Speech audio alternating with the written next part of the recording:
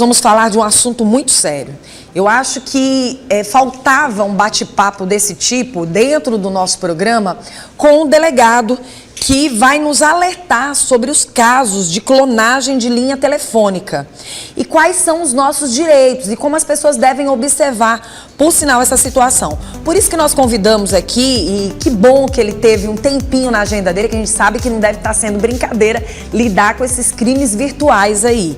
E ele aceitou o nosso convite, eu estou aqui com ele, que é o delegado Humberto Mácula. Ele veio hoje aqui e, na verdade, ele é o titular da Delegacia de Repreensão dos Crimes de Informática. E ele veio conversar com a gente sobre esse assunto. E eu estou muito curiosa para saber como vocês lidam na delegacia virtual, como é que é feito esse trabalho e se tem muita gente nessa busca de querer entender melhor o que está acontecendo, principalmente com essa clonagem de linhas. Porque, assim, as linhas são das operadoras. As operadoras vendem essas linhas virtuais e da noite para o dia elas tiram essas linhas virtuais e não dão satisfação muitas vezes para aqueles possíveis clientes que estavam ali.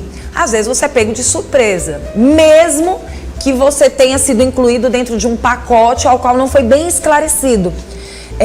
Vamos entender melhor como é que funciona essas linhas e como a pessoa vai entender o que não é clonagem quando o assunto é perder a sua linha virtual. Olha, mano, bom dia a todos, obrigado pelo convite. Olha, vocês precisam entender que aí existe um ilícito cível, né? A empresa, a operadora, ela não pode fazer essa troca de titularidade dessa maneira. Em relação à questão criminal, hoje os criminosos eles utilizam muito essa clonagem de linha telefônica, seja por uma questão superficial, por uma abordagem superficial, ou seja, apenas utilizando a imagem de alguém para se passar por alguém com uma linha telefônica de alguma operadora, ou através de uma abordagem um pouco mais profunda, que é quando nós chamamos de SIM swap, quando através de uma engenharia social a pessoa consegue absorver, ou seja, consegue tomar conta daquela linha, se passando por aquela pessoa para cometer crimes como estelionato, a própria sextorção também, né? Então, o usuário da internet precisa tomar muito cuidado hoje com quem se relaciona, precisa tomar muito cuidado hoje com o tipo de serviço que é contratado, a empresa que é contratada, para que ela não se torne mais uma vítima. Até porque o grande poder da internet, ele já é utilizado pelo criminoso, né? A internet, a sua utilização hoje ela é popularizada e o criminoso sabe que com a ausência do dinheiro físico que está desaparecendo, né? Hoje as pessoas elas têm já os seus valores em carteiras digitais, né? Hoje pouquíssimas pessoas andam ainda com dinheiro físico, né? Então o criminoso sabe que esse valor, o valor e o serviço hoje ele migrou para a internet. Então o criminoso também ele migrou para a internet. Por isso que a gente está percebendo, Manu, um crescimento acentuado no cometimento de crimes cibernéticos desde a pandemia. E aí a gente chama atenção, doutor, para que forma as pessoas podem, de uma certa observando esses detalhes, como ela pode perceber que ali foi uma clonagem, por exemplo? Tem como? Dá para observar a olho nu ou não? Porque assim, qual é o dever da operadora através desses telefones virtuais, que são vendidos de forma pré-paga? Sim. Que seria o pré-pago. Isso. Na verdade, como você falou, a linha telefônica ela pertence à operadora e esses números, essas linhas telefônicas pré-pagas, elas são vendidas a pessoas com aquela cláusula no contrato de que com a falta de utilização ou com um período de utilização, aquela linha ela poderá ser deslocada para uma outra pessoa, né?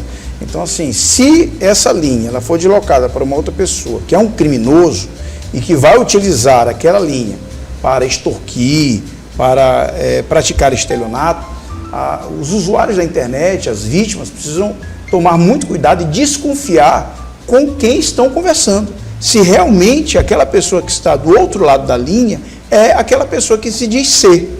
Então, algumas recomendações e dicas, elas são primordiais. Em primeiro lugar, você precisa hoje no nosso mundo Você precisa conversar com seus familiares para que eles não peçam valores por aquela linha, ou não peçam valores emprestados, ou até criar. Existem muitas pessoas que lá na delegacia nos colocam isso, acertadamente, que no seio familiar criam verdadeiros códigos para você saber se realmente aquela pessoa com quem você está conversando é realmente um familiar seu, né? E utilizar a própria tecnologia como uma ferramenta, por exemplo, a videochamada.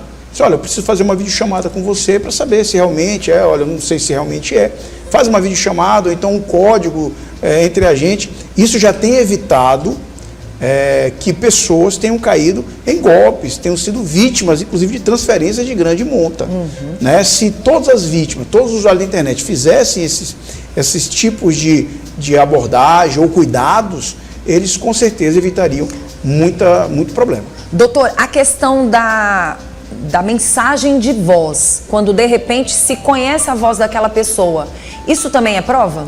Porque de repente a voz daquela pessoa que não é a mesma voz também vai ser uma responsabilidade muito grande daquele que está falando, né? Sim, nós temos que tomar muito cuidado também com o gatilho emocional. Às vezes a pessoa está ali naquela urgência, ela está na correria do dia a dia, e o criminoso emite uma voz que a vítima acredita que seja de um parente. Mas é uma grande prova para saber se realmente é a pessoa ou não. Só que, o que os criminosos têm feito? Eles têm mandado uma voz, uma mensagem de voz, né, de visualização única, né, de uma maneira um pouco ali truncada, e algumas vítimas, algumas pessoas, têm acreditado que é a voz de uma filha, que é a voz do pai, que é a voz do avô, né, e acabam transferindo valores, acabam enviando imagens íntimas, né? Então, mesmo assim, tem que tomar muito cuidado. Hoje na internet, a desconfiança, ela precisa pairar para que você possa sair desse ambiente, desse cenário ilusório que o criminoso cria, justamente para ter um ganho, para ter uma vantagem financeira. Doutor, qual seria a medida imediata daquela pessoa que já percebeu que aquele telefone ou aquelas mensagens que aquela pessoa está recebendo não é da pessoa ao qual se comunicava? Mesmo que ele não saiba, é bloquear de imediato? Quais seriam as recomendações? Olha, a nossa recomendação em primeiro lugar, você precisa denunciar aquele perfil. Sim. Denunciar aquela linha telefônica, né? Denunciar através das plataformas de prestação de serviço, seja na própria plataforma de conversação ou na própria operadora de telefonia, certo? Em segundo lugar, excluir qualquer tipo de interação, né? Evitar interagir, bloquear aquela pessoa, porque pode ser um criminoso, e o criminoso, ao contrário de nós, o que ele faz? Ele acorda pela manhã e ele vai trabalhar. Ele faz aquilo durante o dia inteiro. E ele utiliza exatamente esse artifício da nossa correria, da nossa urgência, né, em fazer as coisas, porque hoje as pessoas não querem esperar muito em realizar suas ações, né, e a internet é muito boa para isso. Então eles utilizam essa ferramenta para ludibriar, para conseguir um ganho financeiro. Então não tente interagir, não tente conversar, não tente argumentar, porque ele é treinado com uma engenharia social para fazer com que você acredite numa situação em que só ele cria.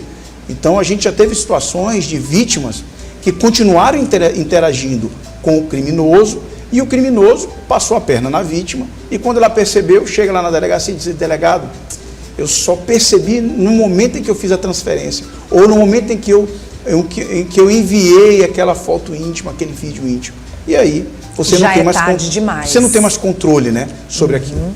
Então, assim, fica aí o alerta. E sobre a operadora, qual é a responsabilidade desta operadora? Quais seriam as medidas que essa pessoa também poderia tomar? Bom, aí já entra no campo civil, né? Sim. Você precisa contratar um advogado ou ir na Defensoria Pública, né, e abrir uma ação, protocolar uma ação de indenização, né, obrigação de fazer, danos morais, contra aquela operadora que fez essa transferência de linha, transferência de titularidade, sem a sua permissão, sem seu conhecimento. Acredito que existem algumas operadoras, nós temos o conhecimento disso, de que elas pelo menos informam, né, que aquela linha telefônica, ou por não estar sendo utilizada, ou por falta de pagamento, aquela linha telefônica está sendo transferida para uma outra pessoa. Uma explicação tem que existir, né? Uma explicação tem que existir. Para dar tempo dessa pessoa poder buscar realmente os fatos ocorridos, né? E tem que também as pessoas ficarem atentas com esses pacotes que muitas vezes são vendidos e que no contrato às vezes não está, mas para poder trazer esse cliente, muitas vezes até de portabilidades, eles prometem um mundo, né? Isso, a famosa venda casada, né? Sim. Então eles colocam facilidades que muitas vezes você não se atenta, às vezes está no contrato, às vezes não está no contrato, e você só vai perceber quando já é tarde demais. Verdade. Até porque pessoas que já têm linhas há muitos anos desta forma, obviamente não está só com essa linha, tem outras linhas também, então fica mais claro de você mostrar que aquela satisfação tinha que ter sido dada, né, doutor? Exatamente, essa comunicação ela é imprescindível, né? E hoje no Brasil já temos dados que temos mais linhas telefônicas do que pessoas, né? Então às vezes as pessoas têm 2, 3 e a facilidade de você adquirir essa linha telefônica é muito maior hoje em dia. Então esse fluxo, essa troca de titularidade frenética, ela favorece até a criminalidade, porque o criminoso, ele com essa facilidade, ele utiliza linhas telefônicas em nome de terceiros para cometer crimes. Agora, doutor, dentro das operadoras, não seria mais interessante, no caso, que essas linhas virtuais, a partir do momento que elas são passadas para outras pessoas, que aquelas pessoas que tinham contato, né, com aquela outra pessoa, no momento que ela ligasse, não completasse a ligação? Eu não sei qual foi a forma extremamente não tão inteligente de se criar esses números que vão sair de pessoas para outras pessoas e que as pessoas ligam imaginando que seja aquela pessoa e não é. Então, assim, seria muito mais interessante se eles criassem métodos de que a partir do momento que aquela linha vá para uma outra pessoa, fosse totalmente limpa, onde não recebesse nem ligação pensando que seria a linha da pessoa anterior, né? Perfeito, é uma medida muito eficaz que bloqueasse, no momento que a pessoa ligasse, não, essa linha não é mais, né? Perfeito, ou o próprio aviso. Sim, um aviso. Né? Troca de titularidade, não é mais da pessoa, é de outra, né? Um aviso prévio, né? Um SMS, uma mensagem. Então, se eles tomassem essas medidas, talvez esses problemas cíveis e problemas criminais fossem mitigados e desaparecessem. Verdade. E ainda falando sobre essa questão da clonagem, ainda chamando a atenção da clonagem dessa linha, a operadora pode, de uma certa forma, abrir mão e dizer que não tem responsabilidade, que no caso aí é o WhatsApp? Não. Na verdade, tanto a operadora quanto a plataforma de WhatsApp têm responsabilidade pelos seus clientes e pessoas que contrataram com eles, sejam direta ou indiretamente. Então, no momento em que você recebe uma ligação, no momento que você recebe uma mensagem que você acha que é de uma pessoa, mas é de outra, tanto a plataforma de conversas quanto a operadora, elas têm responsabilidades na medida do que aquela ação causou. Certo? E a busca ao judiciário é sempre uma alternativa, seja para o PROCON, uma via administrativa, ou seja para o judiciário, uma via eficaz para que essas empresas sejam chamadas à mesa de negociação, à mesa do judiciário, para que, se tiverem responsabilidade efetiva, sejam condenadas a um pagamento de multa ou pagamento de uma indenização. Pronto. Doutor, faltou alguma informação que o senhor queria que o senhor desse dicas para as pessoas que estão assistindo agora nesse exato momento, inclusive dicas para quem costuma usar esses telefones virtuais? Olha, a dica que nós sempre colocamos na DRCI é tomar muito cuidado com quem você está conversando, a empresa que você contrata, os sites que você visita, né, os relacionamentos com quem você trava no meio cibernético. Hoje a internet ela é uma ferramenta maravilhosa para a maioria das ações do cotidiano, mas infelizmente ela é utilizada por criminosos para atingir mais e mais vítimas. Então a recomendação que a DRCI, a Delegacia de Repressão aos Crimes de Informática, sempre fornece é: desconfie, tenha calma. Hoje na nossa correria, muitas vezes deixamos de ler contratos, deixamos de verificar se aquela linha telefônica realmente é daquela pessoa que nós imaginamos. Então tenha calma, respire, tenha atenção naquele relacionamento, naquela pessoa que está abordando você, naquela pessoa que está ligando para você, para que você não seja mais uma vítima de um golpe ou para que você não tenha um prejuízo financeiro futuro. Doutor, hoje a gente tem os números dependentes, são aqueles números que já são seus, adquiridos para você, e tem esses números virtuais que acabam se tornando alguns ou pessoais, que as pessoas usam virtuais para ser pessoal, ou usam para ser business, no caso, telefone comercial. Existe algo aí também que, de uma certa forma, é muito complicado, porque esses telefones virtuais comerciais, você recebe ligação de todo mundo, né? Exatamente. Hoje, nos aparelhos telefônicos, né, nos celulares, existem alguns mecanismos de bloqueio dessas chamadas, bloqueio dessas abordagens. Então, existem lá mecanismos de privacidade que você pode, inclusive, colocar no seu celular para ele receber apenas chamadas que estão gravadas nos seus contatos. Busque essas ações, busque essas ferramentas, porque, inclusive, criminosos utilizam essas chamadas de business, né, para verificar se a pessoa vai atender ou não, através de robôs, de crawlers, de robôs que fazem essas ligações. E se você atender, né, eu acho que todos nós já recebemos aquela ligação que você atende, ela cai. Você atende, ela cai. Na verdade, aquilo é um robô que está testando ali a sua rotina. Se você é uma pessoa que atende ligações telefônicas que não estão na sua lista de contatos, com certeza você será abordado. Depois de ser abordado por um robô, você vai ser abordado por um criminoso, abordado por uma empresa que vai tentar vender alguma coisa para você. Você pode ser a próxima vítima, né? Você pode ser às vezes as pessoas dizem assim, não, eu gosto de atender porque eu não gosto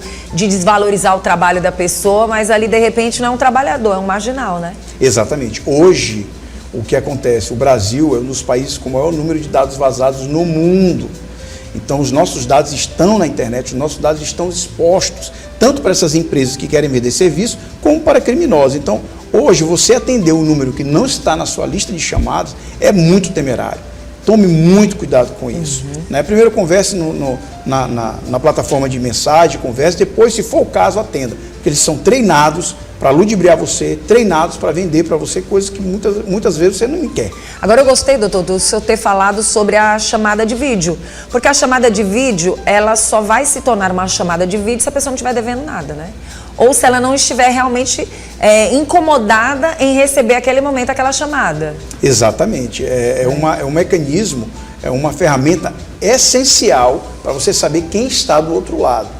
Né, quem está conversando com você. Tivemos situações de crimes de sextorção, né, aquele que a pessoa exige algo pela internet e utiliza imagens íntimas para extorquir pessoas, que a pessoa fez uma chamada de vídeo achando que era o cônjuge, achando que era a pessoa que realmente estava se relacionando, mas no momento da chamada de vídeo era um local escuro, ele não podia aparecer, não podia mostrar o rosto, e aí a vítima se desconfiou, mas já tinha enviado os vídeos íntimos. Então, a chamada de vídeo é uma ferramenta eficaz, eficiente, para quem quer evitar de cair em qualquer tipo de golpe. Delegado, muito obrigado pela sua presença. Acho que vamos lhe chamar mais vezes. Eu acho que a gente precisa trazer mais esclarecimentos, fazer com que a população fique mais atenta sobre isso e fique esperto, né? Às vezes você quer vários números, é melhor você ter só aqueles 2 mesmo e tentar resolver o seu dia a dia, né? Exatamente. É melhor. Exatamente. Doutor, eu quero agradecer pela sua presença, tá bom? As pessoas que quiserem entrar em contato, como é que faz? Olha, nós temos o BO virtual, né, no site da Polícia Civil, temos o BO fácil, temos também os nossos números de denúncia, 8192, e estamos localizados lá na Ladeira do Uruguai, no Show Automall, certo? Dentro do espaço da cidadania, você pode ir até lá, nós daremos toda a orientação, daremos todos os encaminhamentos que você precisa. Delegado, nesse caso, você faz o BO nas delegacias normais, mas também pode fazer o BO na delegacia virtual? Pode fazer. Em qualquer... Até porque o telefone é virtual, né? Em qualquer dia, em qualquer hora, você pode fazer na delegacia virtual, que lá será redirecionado para a delegacia correspondente. Muito bom. Obrigada.